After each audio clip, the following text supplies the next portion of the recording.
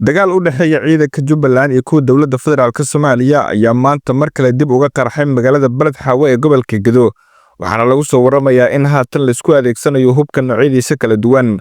inkastoo dadka magaalada deganaa ay horey uga barakaceen haddana waxaa lagu soo waramayaa in dagaalkan uu saameyn weyn ku yeeshay gudaha magaalada xilli dhawaaqa rasaasta markaasi laga dhex maqlayo gudaha magaalada Balad Xaawo dagaalka ayaa ka socdo dhinaca Mandheera oo markaasi kaabiga ku hayso magaalada Balad Xaawo waxaana haatan lagu soo waramayaa in dagaalkan uu markaasi sababay khasaaro dhinacyada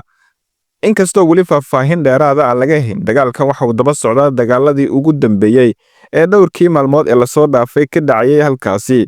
kaasoo markaasi dowladda federaalka iyo Jubbaland uu doonayo midba midka kale in uu kaga adkaado magaalada Balad Xaawo isla markaana gacan ku haynteeda uu la wareego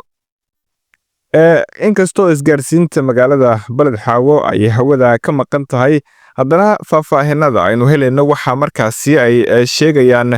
in xabadda hadda laga maqlayo dhinaca markaasi Mandheera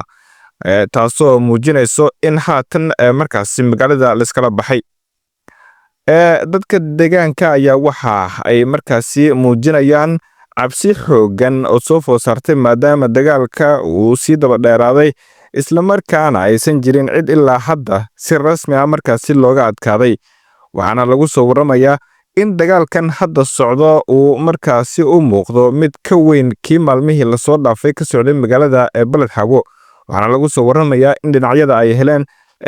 saacadihii u dambeeyay gurmadyo xoogan oo markaasi uga kala imaanayay magaalooyinka gobolka Gedo